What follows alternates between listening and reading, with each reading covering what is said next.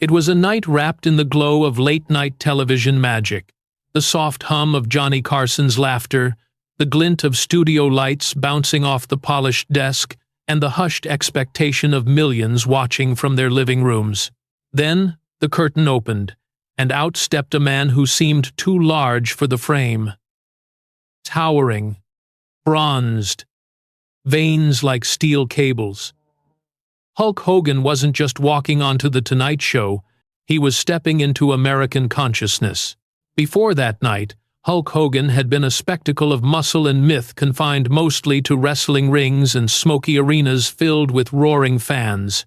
He was a colossus in tights, part hero, part villain, a creature of exaggeration, but television, especially Carson's stage, was sacred ground.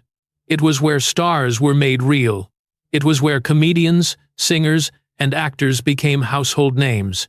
And now, a professional wrestler, a man from a world often dismissed as fake and lowbrow, was about to take a seat beside Johnny Carson himself. When Carson introduced Hayam, the studio audience erupted. Hogan's sheer physical presence seemed to shrink the furniture around Hayam. The crowd laughed when he bent to shake Johnny's hand, his massive forearm swallowing Carson's fingers. But beneath the humor, something else was happening. For the first time, mainstream America wasn't just looking at a wrestler, they were witnessing the birth of a new kind of celebrity, the crossover star. Someone who blurred the line between athlete and entertainer, between sport and performance. Carson, with his trademark curiosity and subtle skepticism, asked, "So, Hulk is wrestling really real?" Hogan smiled, leaned back, and in that deep, booming voice that would later echo through arenas and Saturday morning cartoons, said something that captured his philosophy. "It's as real as the people who believe in it, brother." The audience laughed, but the line stuck. Because that was the truth of the 1,980 seconds, image was everything. Belief was reality. That moment became a snapshot of cultural transformation. The Reagan era was a time of bigger dreams, louder heroes, and shining physiques. America wanted symbols of strength, optimism, and dominance, and Hulk Hogan was that fantasy made flesh. His appearance on The Tonight Show symbolized something larger than a career breakthrough. It was the moment when wrestling stopped being a sideshow and became part of the national story. But behind that booming laugh and the red-yellow bravado, the man named Terry Bollea, the person inside Hulk Hogan, felt something deeper that night. Sitting next to Carson, he wasn't just representing himself. He was carrying the weight of every misunderstood wrestler, every blue-collar dreamer, every kid who had ever been told their passion was just a show. He knew this was his chance to make the world see wrestling not as a circus act, but as theater, raw, passionate, and deeply human. As the cameras rolled and the jokes flowed, Carson teased him about his massive diet and workout regimen. Hogan responded with charisma, self-deprecation, and perfect comedic timing. Viewers saw more than muscles, they saw charm. They saw a man who could laugh at himself and still command respect. When the show ended, Carson gave that classic half-smile and said, "Hulk Hogan, ladies and gentlemen, the man who makes even my coffee table nervous." The audience roared. The next morning, newspaper columns called it one of the most entertaining appearances of the season. But what they didn't know was that this was the spark that would ignite something far greater. In the weeks that followed, the Hulkamania era began to sweep across America: T-shirts, lunchboxes, action figures, and pay-per-view events. Hulk Hogan wasn't just a guest anymore. He was a movement. Yet that first night, that quiet moment when he waited backstage before the curtain opened, would remain etched in his mind. He remembered the sound of the band warming up, the murmur of the crowd, and his own heartbeat pounding like a drum of destiny. Because even though he was about to become a global icon, deep down he was still the kid from Tampa who once played bass guitar in a bar, dreaming of something bigger. He didn't know it yet, but fame would come with a price. broken friendships, scandal, lawsuits, and the painful erosion of privacy. But that night, all of that was still far away. On that stage, for those few electric minutes, Hulk Hogan wasn't a headline or a controversy. He was simply alive, basking in the laughter, the lights, and the belief that maybe, just maybe, the world was finally ready for him. The morning after his appearance on The Tonight Show, Hulk Hogan woke to a phone that wouldn't stop ringing. His manager's voice, half laughing, half disbelieving, cut through the static. "You did it, brother. You're everywhere." The segment had aired coast to coast, and overnight, the country couldn't stop talking about Chaim, the massive blonde powerhouse who called Johnny Carson brother on national television. By noon, every news outlet had his image splashed across their pages. Something had changed not just for Hogan, but for entertainment itself. In the early 1980 seconds, America was hungry for heroes. The country had weathered Vietnam, Watergate, and an oil crisis. What it needed now was escapism, a fantasy of strength, certainty, and invincibility. Hulk Hogan, with his bulging muscles and unshakable charisma, became that fantasy. When he flexed, people didn't just see a man. They saw the idea of America itself, strong, confident, larger than life. Vince McMahon, the visionary promoter behind the World Wrestling Federation, saw the Carson moment as the perfect springboard. He told his staff, "We're not just selling wrestling anymore. We're selling dreams, and Hulk's the face of it."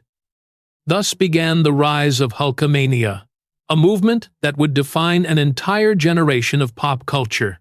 It started small, a few arenas, a few cities. The chant,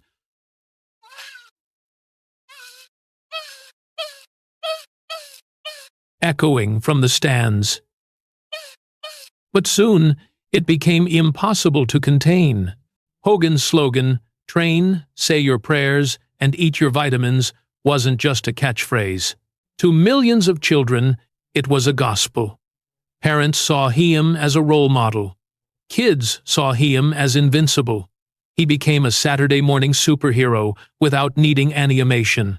But the truth, as always, was more complicated. Behind the bright red and yellow gear, behind the bandanas and the booming voice, Terry Bollea was beginning to disappear.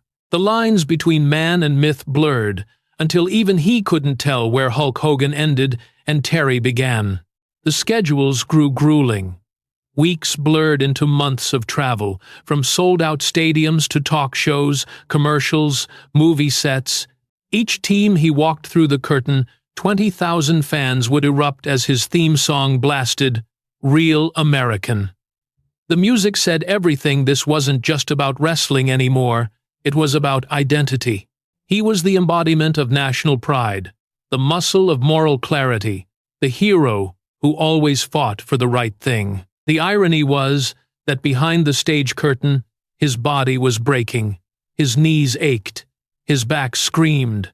The toll of the business, the slams, the lifts, the constant motion was beginning to show.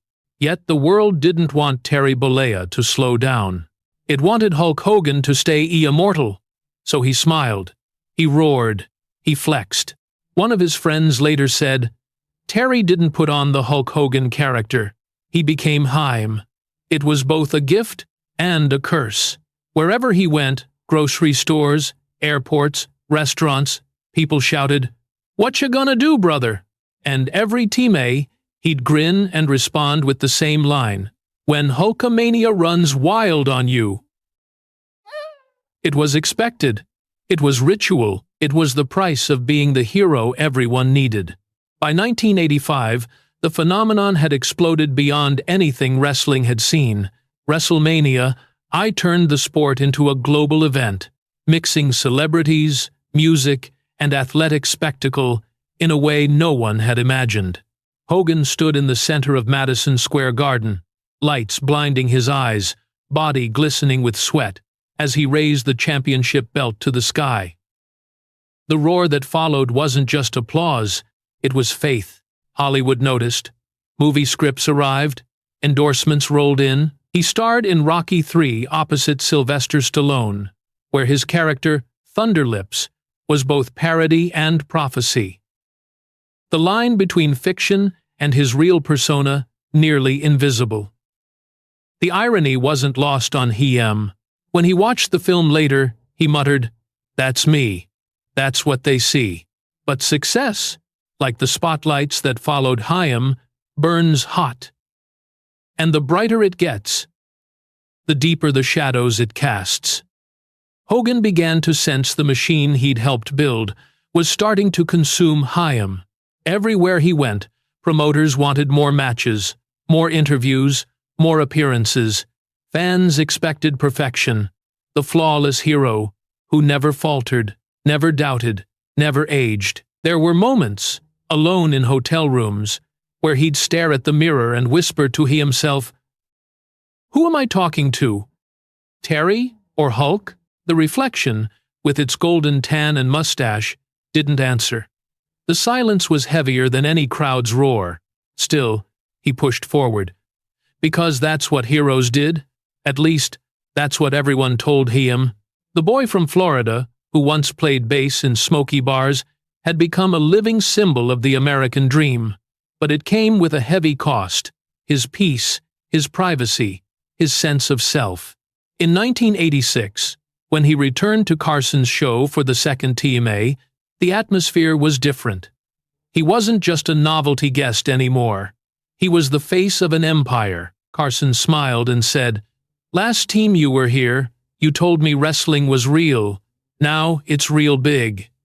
Hogan laughed, but the words carried a strange truth. Wrestling had become real, not because of the punches, but because of the passion, the money, and the millions who believed in it. As the interview ended, Carson shook his hand again. But this TMA, Hogan didn't need the validation. He wasn't the outsider anymore. He was the mainstream. The boy who once dreamed of playing music now conducted a symphony of spectacle that reached every corner of pop culture. He had arrived. But deep down, a question was beginning to form, one that would haunt Hayem for decades to come. What happens when the mask becomes the man? That question would follow Hayem through the next chapter, through scandal, betrayal, and the painful dismantling of the empire he helped build. But for now, in that shimmering moment of the mid-80 seconds, the lights were still golden, the crowd still roaring, and the dream still shining. By the late 80s, Hulk Hogan had reached a height few ever dared to imagine.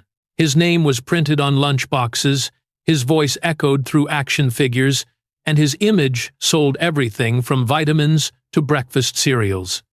Children called Hayem a hero. Adults called Hayem a phenomenon. To many, he was more than a man. He was an idea. But beneath that golden light of superstardom, cracks were beginning to form in the armor of America's strongest man. The first crack appeared not in the ring, but in his own heart.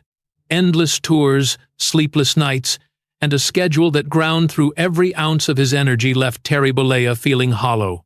He began missing birthdays, anniversaries, and quiet moments at home with his wife Linda and their young children. In hotel rooms, surrounded by posters of he himself, he often stared at the ceiling and wondered how long he could keep being Hulk Hogan before Terry disappeared entirely. "When you live as a myth," he once said in an interview years later, "you start to forget you're a man." Then came the strain between Hayem and the World Wrestling Federation, the empire that had built Hayem and that he had, in turn, carried on his back. Money, fame, and ego formed a toxic cocktail. Vince McMahon saw wrestling as a business of illusions, and Hogan as its most powerful illusion. But illusions, by their nature, demand control. Every move, every interview, every smile was choreographed to perfection. Hogan felt like a prisoner in his own creation. He couldn't sneeze without a press release. He couldn't speak without a script. The tension came to a boil in 1990, when Hogan began losing favor with the crowd. The cheers were still loud, but thinner, more uncertain. The audience that had once adored the invincible real American was beginning to crave something darker, edgier. A new generation of wrestlers, led by the enigmatic Ultimate Warrior, was rising. The myth of Hulkamania was beginning to fade, and Hogan knew it. When he lost the championship to Warrior at WrestleMania 6, it wasn't just a scripted defeat, it was a symbolic one. Watching Warrior lift the belt above his head, Hogan sat on the mat, looking up, the spotlight washing over his tired eyes. The crowd cheered the new champion, but in that noise, Hogan heard something else, the sound of an era ending. Backstage, the cameras were gone, the cheers replaced by silence. Hogan removed his headband, wiped his face, and whispered to no one in particular, "Maybe they don't need me anymore." It was the first TMA he had allowed himself to think that. The 90s brought a different kind of fame, one defined by scandal, lawsuits, and media frenzy. Tabloids that once praised Chaim began to circle like vultures. Rumors of steroid use surfaced, and when the federal government launched an investigation into the WWF, Hogan's name was at the center. His reputation, built on the image of clean living and moral strength, was suddenly under siege. When he took the stand in 1994, under oath, the weight of the world seemed to press on his shoulders. Cameras flashed as he admitted to using steroids in the past. "It was a different time," he said, voice trembling slightly. "We did what we thought we had to do to keep going." The admission was honest, but it was also devastating. The headlines the next morning screamed, "Hulk Hogan lies exposed." For millions of fans, the hero who told them to say their prayers and eat their vitamins had fallen from grace. To them, it felt like betrayal. For Hogan, it felt like exorcism. For years, he had been performing strength. Now he was living weakness. The mask had cracked, and behind it stood a man terrified of irrelevance. His marriage began to crumble under the pressure. The family that had once stood smiling beside him on magazine covers now lived in separate emotional worlds. His son Nick idolized him but rarely saw him. His wife Linda grew weary of the spotlight, of the constant cameras, and the absence of the man she'd married. "We built a castle out of fame," she would later say, "but it had no doors, no windows, just mirrors." Then came the switch to WCW, a desperate move, but also a rebirth. In 1996, Hogan shocked the world when he turned heel, joining the villainous faction NWO New World Order. The crowd, once his loyal army, now rained down boos. But something strange happened. He found freedom in the darkness. As Hollywood Hogan, he no longer had to be the saint. He could be the cynic, the rebel, the fallen god. It was, in its own way, an act of confession. He once said in an interview, "When they booed me, I finally felt honest. I didn't have to pretend anymore." But fame is cyclical. It gives, it devours, and it forgets. By the early 2000s, Hulk Hogan was no longer a titan. He was a nostalgia act, a relic of a louder, simpler time. Appearances on reality shows, autograph conventions, and celebrity cameos replaced the packed arenas of his youth. Yet, the world couldn't quite let him go, because deep down, everyone remembered that feeling, the roar of the crowd, the raised arm, the impossible belief that one man could be invincible. The tragedy of Hulk Hogan wasn't in his fall, but in his need to keep resurrecting himself. Each TMA he stumbled, he'd put on the bandana, point to the sky, and say, "The Hulkster never dies, brother." It was half bravado, half prayer. In private, he spoke differently. Friends recall quiet nights when he'd sit by the pool, drink in hand, staring into the water's reflection. "They made me a hero," he'd say softly, "but nobody told me how to stop being one." That's the paradox of fame. It immortalizes the image, but abandons the soul. Terry Bollea had built the strongest man in America, but inside, he was breaking piece by piece. By the TMA, The new millennium dawned. The legend of Hulk Hogan had become a cultural ghost, haunting, indestructible, and strangely fragile. Every child of the 80s carried his memory somewhere inside them, even if they no longer believed in it. And as Hogan himself would later admit, looking back on that first night with Johnny Carson, that was the moment the door opened. I just never realized I'd have to live inside the room forever. The 2000s dawned not with a roar, but with an echo. The crowds that once thundered Hulk Hogan's name were older now, grayer, scattered. The children who wore his headbands had grown into adults, their posters replaced by bills, mortgages, and real life. Yet, even as Team A eroded the mania, there was something in the air, a sense that Hogan's story wasn't finished. Heroes like him never truly fade. They just wait for another spotlight. He returned to wrestling once more in 2002, his entrance music, Real American, blaring through Madison Square Garden after almost a decade in exile. The crowd rose like a wave. Even those who had booed him as Hollywood Hogan stood in awe. Some cried. For a moment, nostalgia overpowered cynicism. When he ripped open his yellow shirt and cupped his ear to the crowd, 20,000 voices chanted the name that had once defined an era: Hogan, Hogan, Hogan. It was not just a comeback, it was resurrection. He faced The Rock that night, a symbol of the new generation, the torchbearer of modern wrestling. The match was scripted, of course, but something unscripted happened. The fans turned. They booed The Rock, their supposed hero, and cheered Hogan, their fallen god. It wasn't just about who won or lost. It was about memory, forgiveness, and the strange intimacy between myth and audience. That night, as the lights dimmed, Hogan realized something profound. People weren't cheering for the man. They were cheering for what he meant to them: childhoods, simpler times, belief in heroes. And maybe that was enough. But life outside the ring was a different kind of battleground. His marriage to Linda finally collapsed in 2007, after 2 decades of strain. The divorce was ugly, public, and painful. Tabloids feasted on every detail: the money, the infidelity, the bitterness. For Hogan, who had spent his life performing strength, the vulnerability was unbearable. He later confessed that during that period he contemplated ending his life. "I sat there with the gun," he admitted in an interview, "and then the phone rang.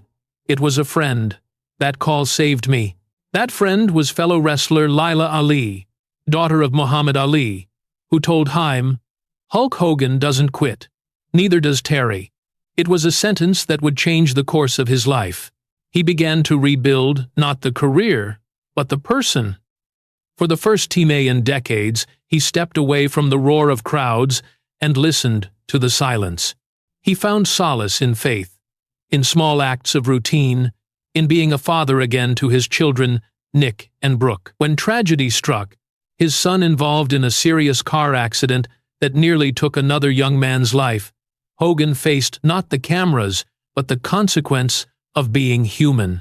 "For the first Team A," he said later, "I wasn't Hulk Hogan. I was just a dad praying his boy would find his way back." The world, ever hungry for drama, continued to pull him into the headlines. Lawsuits, leaked tapes, controversies. Each TMA, the myth cracked further. Each time, the man beneath it bled a little more. Yet, somewhere in that pain, something honest began to grow.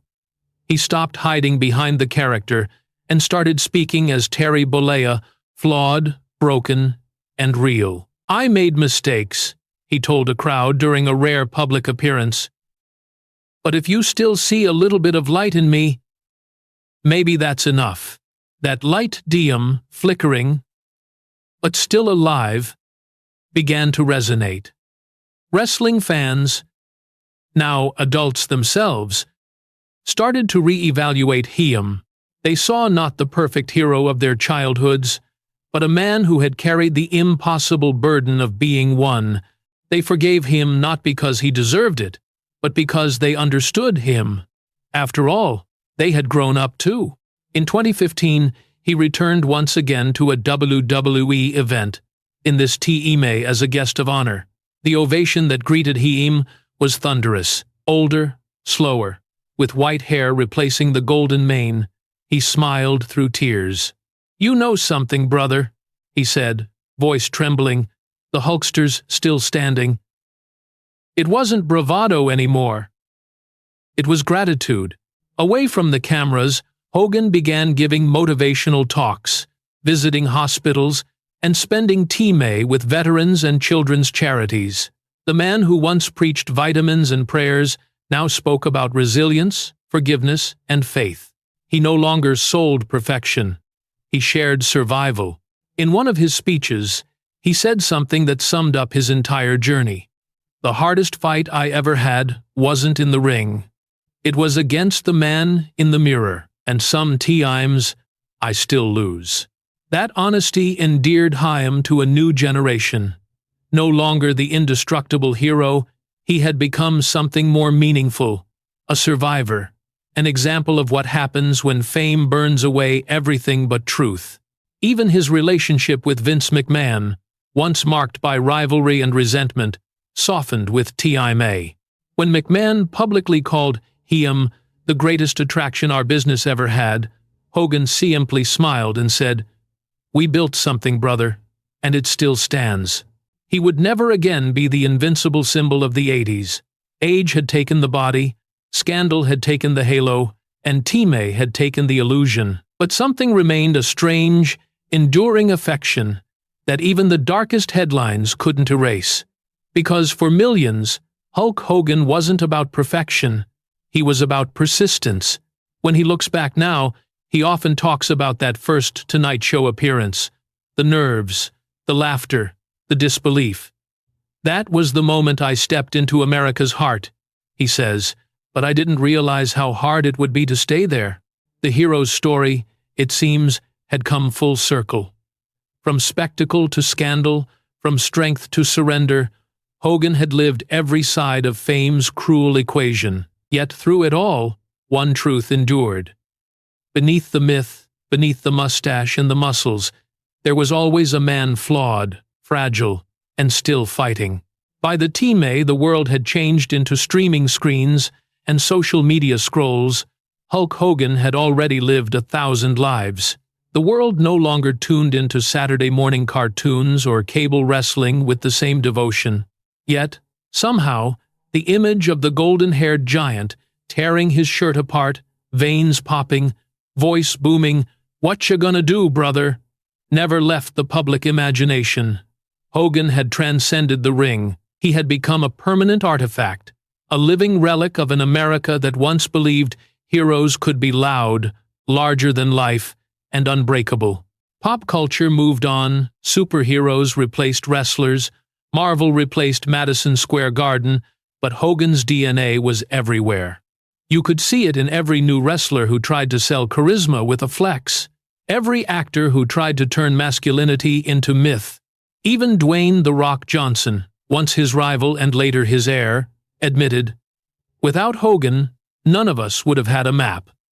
He was the template, the prototype of the modern entertainment athlete. But being a symbol is a double-edged sword.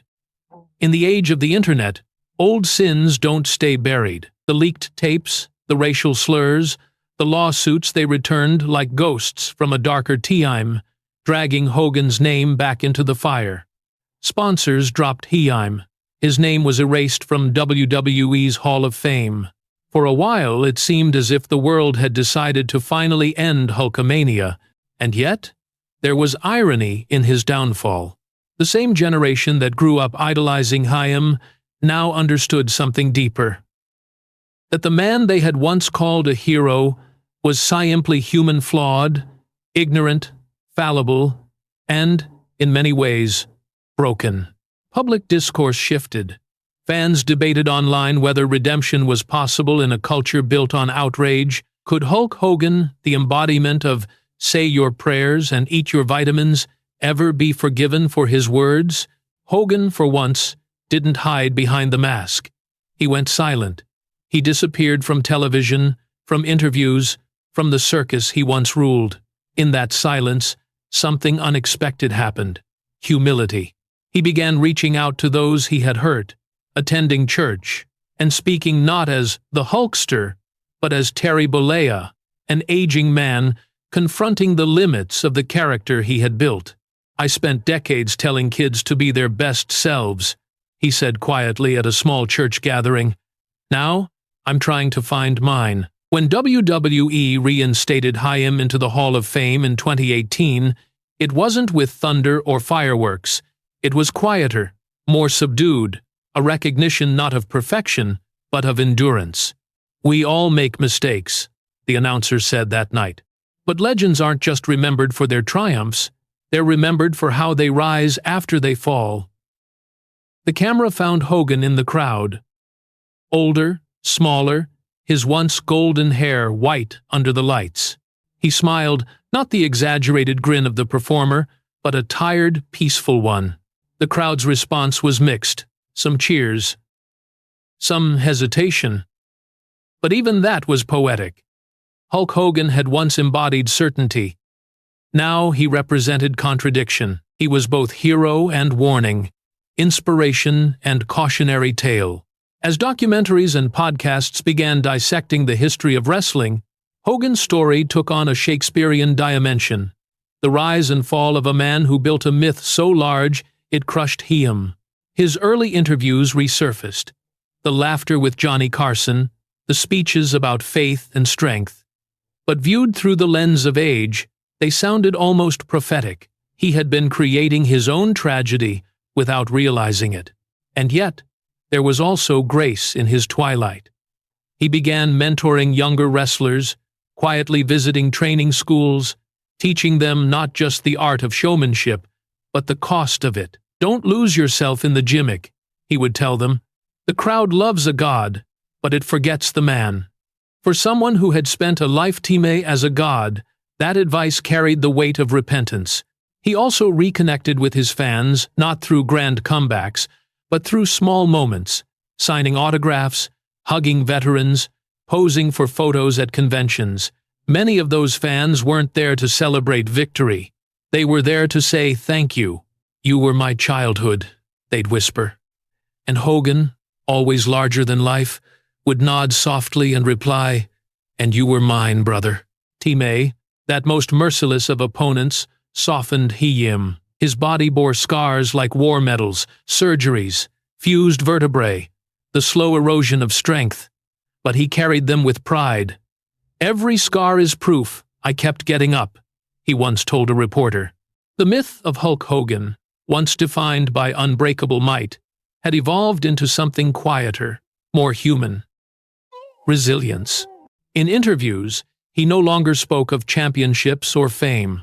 Instead, he talked about peace, about finding balance, about understanding that life's greatest fight isn't against another man, but against one's own ego. "Fame's a drug," he said. "It makes you forget who you were before people started chanting your name." The story of Hulk Hogan, in the end, is the story of America's obsession with image, the need to believe in heroes, and the heartbreak of discovering they bleed.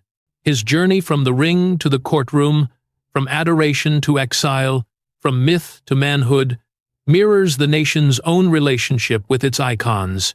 There's a quiet symmetry to the fact that his first moment of glory was on The Tonight Show, a stage built for laughter and illusion, and his final redemption came not on television, but in the stillness of faith and forgiveness. He began as a performer. He ended as a man trying to understand the performance. When asked recently what he sees when he looks in the mirror, Hogan smiled faintly and said, "I see both of us now, Terry and Hulk. We made peace." And perhaps that's the real legacy, not the championships or the catchphrases, but the reconciliation between myth and man. The acknowledgement that behind every indestructible hero lies someone who has fallen and gotten up again, over and over. As the lights fade on the last chapter of his story, the image remains. A man in yellow and red, standing before a roaring crowd, cupping his ear, as if to listen to a world that still, somehow, believes. Because even after all the scandals, all the pain, all the human errors, when that theme song plays, and the first chords of Real American hit, something inside people still stirs. Not for the flawless hero he once pretended to be, but for the flawed human who never stopped trying. The ring lights no longer blind Chaim. The pyrotechnics, the deafening guitars, the ocean of fans, all of it now lives in memories that flicker like old film. In his home on the Florida coast, Hulk Hogan, or rather, Terry Bollea, wakes to quieter mornings. The surf replaces the roar of the crowd. The hum of gulls and wind feels like applause from a gentler world. For the first time in decades, strength isn't something he performs, it's something he feels in stillness. He rises early, a habit carried from years of training, and brews black coffee in the kitchen, lined with memorabilia photographs, championship belts, fan letters fading with age. Each artifact tells a story. There's the framed Tonight Show still, where Johnny Carson shakes his massive hand, the WrestleMania poster with his younger self screaming triumphantly, a child's crayon drawing of Hulkster, my hero. For outsiders, it's nostalgia. For Chaim, it's archaeology fragments of a man who used to exist. Once, he defined strength by muscles, by dominance, by the ability to lift men above his head. Now, at 70, he defines it differently, by forgiveness, by endurance, by the courage to tell the truth even when it trembles. You don't know how strong you are, he says in interviews now, until you stop pretending you don't hurt. Hogan has spent the last years learning how to live without the mask. He speaks softly, often in parables, like a preacher who has seen too much sin and too much salvation to separate them anymore. At small gatherings, he tells stories not of victories, but of the nights when he almost quit. When the crowd chants your name, he says, it feels like love, but when they stop, you realize it was always noise. Real love begins when the arena's empty. He has come to peace with the fact that the character he built became larger than the man. It's a strange sort of immortality, one that outlives the flesh but also consumes it. Yet, he no longer resents it. I used to think Hulk Hogan stole my life, he told a journalist recently, but now I see he gave me one. He just didn't know when to leave the stage. Terry's body carries the toll of decades in the ring. There are over a dozen surgeries on his back, hips, and knees. Metal plates, screws, scars, reminders that even icons rust. Each morning, he moves slowly, testing the balance between pain and gratitude. The body breaks, he says, but the spirit doesn't have to.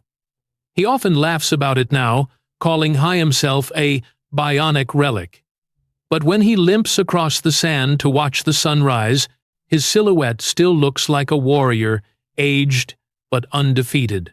What surprises those who meet him today is his gentleness. The man once known for slamming giants now spends hours talking about peace, humility, and grace. He reads scripture, writes in journals, and visits churches unannounced. When asked what he prays for, he answers simply, that I stay real. His daughter Brooke, once estranged during the chaos of fame, now visits often. They talk for hours about music, about the years they lost to tabloids and misunderstanding. His son Nick, scarred from the accident that haunted their family, joins Chaim at the gym sometimes. He doesn't lift like he used to, Nick once said in an interview, smiling, but he listens now. That's a different kind of strong. Public appearances are rare, but when they happen, they carry an air of respect rather than frenzy. At conventions, fans line up not for spectacle, but for gratitude. Old men who grew up watching him tell stories about imitating his poses as kids. Mothers bring their children to meet the man who taught us not to give up. Hogan shakes every hand, his once thunderous brother, now softened by age. He listens more than he speaks. When documentaries revisit the golden age of wrestling, Hogan often appears last, the final interview, the reflective note. The younger stars call him the father of modern wrestling. Some still criticize him for his controversies, his ego, his excess. He never denies any of it. "I earned the cheers," he says, "and I earned the boos." In those words lies the maturity of a man who has finally accepted the whole of himself. The quiet redemption of Hulk Hogan isn't cinematic. There's no grand finale, no fireworks, no scripted victory. It's in the mundane morning coffee, phone calls with old rivals, laughter shared with grandchildren who only know him as Grandpa Terry. Once, he fought to be remembered. Now, he's content to be understood. Sometimes, though, the past calls back in unexpected ways. During one event in Tampa, a boy no older than 10 ran up, wearing a vintage Hulkamania shirt 3 sizes too big. "Can you still do it?" the boy asked shyly. Hogan smiled, crouched, and cupped his hand to his ear, the classic pose. The crowd cheered, not wildly but warmly, as if clapping for the echo of something beautiful they once believed in. Later, he said, "That's the best match I've had in years." He still wrestles, in a sense not with men, but with memory, with what it means to have been worshipped, and to have survived it. There's an old saying in the wrestling business, you either die a hero or live long enough to become the heel. Hogan lived long enough to be both, and in doing so, became something rarer, human. When he's asked about legacy, he doesn't mention titles or money. He mentions moments, the smiles of sick children he visited, the soldiers he shook hands with, the people who told him they found hope in his story. "If I gave even one person a reason to keep fighting," he says, "then all the pain was worth it." He also speaks about faith not as dogma, but as surrender. "I used to think God gave me muscles to win fights," he says, "but now I think he gave me pain to teach me grace." It's a strange, humble theology, born from the ashes of ego, and in it he's found a peace that no championship belt could ever offer. The ring, for him, was always a metaphor, a circle of light surrounded by darkness. Now, when he looks at the sunset bleeding into the gulf, he says it feels the same. Every night, the light fades, he muses, but it always comes back. That's Hulkamania, brother. It never really dies. In the end, his story isn't just about wrestling. It's about identity, illusion, faith, and the courage to forgive yourself when the applause fades.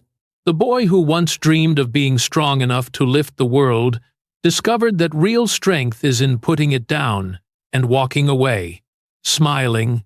The myth will outlive the man, as all myths do. But somewhere between the roar of the crowd and the whisper of the tide, Terry Bollea has made peace with that. Because now, when he hears the word hero, he doesn't see the Hulkster in yellow tights. He sees a man with scars, silver hair, and eyes that still carry a spark, proof that some lights, even when dimmed, never truly go out. There's a moment that comes for every performer, the silence after the final applause. For Hulk Hogan, that silence came not in an arena, but in a hospital room, under the steady rhythm of machines and the hum of fluorescent lights. He had gone in for another surgery, one more in a long line, meant to patch the toll of years spent slamming giants and carrying the weight of mythology. When he woke, the doctors told him something simple, but heavy. He might never walk the same again. For a man whose life had been defined by movement, by the thunder of footsteps, by the choreography of power, the news could have been a death sentence. But Hogan, older, gentler, and far more human than his posters ever suggested, just smiled weakly. "Then I'll walk slower," he said. "But I'll still walk." That sentence, like so much of his story, wasn't about denial. It was about defiance. The same defiance that had driven him from a Florida bar band to Johnny Carson's stage, from the dusty rings of small-town wrestling to the bright glare of WrestleMania. The difference was that now he no longer fought to be seen. He fought to stay grateful. After his surgery, he spent weeks in physical therapy learning how to move again, how to climb stairs, how to live with pain instead of against it. Visitors came and went. Old friends from the road, fans from decades past, even rivals who had once sworn they'd never shake his hand again. One of them, Macho Man, Randy Savage's brother, handed him a photograph of their legendary match from 1989. On the back he'd written, "We fought like gods, now we heal like men." Hogan kept it on his bedside table. The rehabilitation was grueling, but it gave him something he hadn't felt in years: purpose. "When you've been to the top of the mountain," he said, "you start thinking there's nowhere left to climb. But the climb never ends. It just changes." He began mentoring younger wrestlers more seriously, not about showmanship, but about survival. "Don't chase the cheers," he'd tell them. "They'll eat you alive. Chase peace instead." In a business built on illusion, his words carried the rare weight of truth. At fan conventions, he noticed something profound.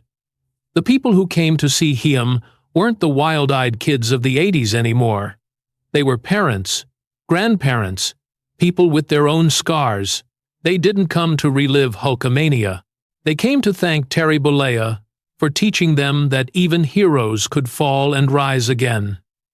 "You gave us hope," one man told Chaim, tears glistening behind his glasses. "When you got back up, it made me believe I could too."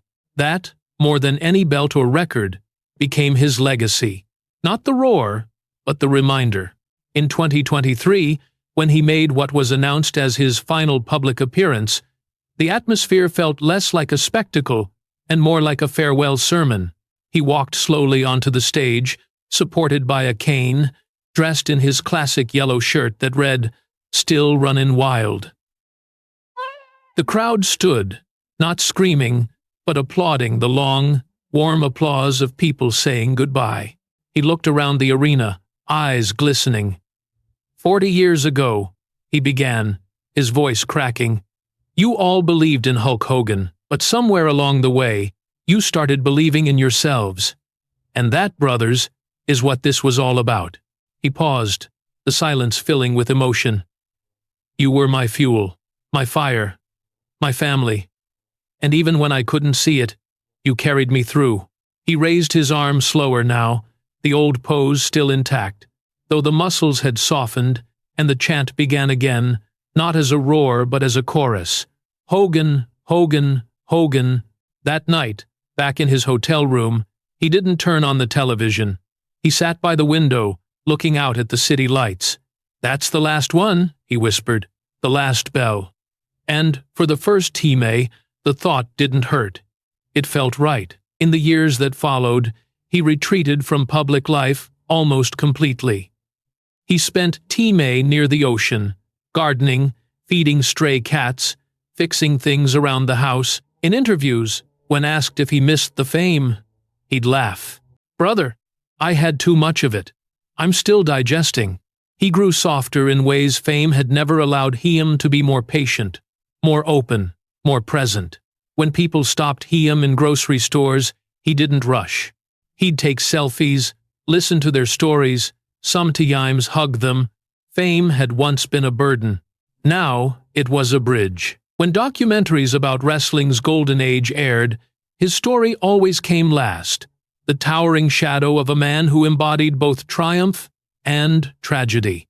Historians debated whether Hogan had saved wrestling or merely exploited its spectacle. Critics dissected his scandals. Admirers praised his cultural impact. But all agreed on one thing: there was wrestling before Hulk Hogan and wrestling after Chaim. The two were not the same. As his body weakened, his words grew stronger.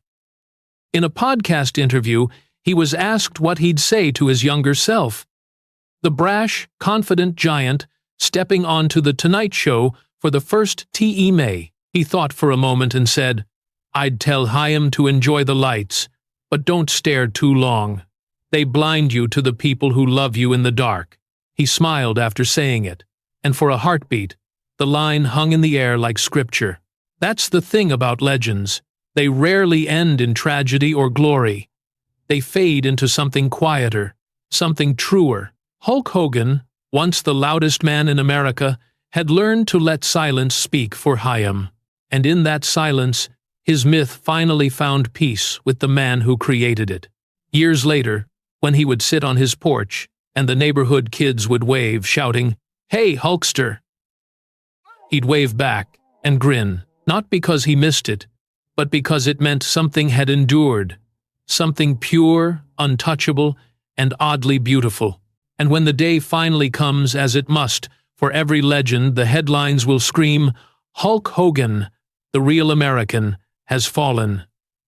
But those who understood him will know better. The myth may fade, the muscles may weaken, but the spirit, that wild, untamed flame that once made millions of children believe in strength, in hope, in heroes, will keep burning. Because Hulk Hogan never really belonged to wrestling. He belonged to every person who ever needed to believe that. No matter how hard life slammed them to the mat, they could still rise, rip off the shirt of fear, and shout back at the world, "I'm still here, brother." And in that echo faint, eternal, somewhere between roar and prayer, Hulk Hogan lives forever.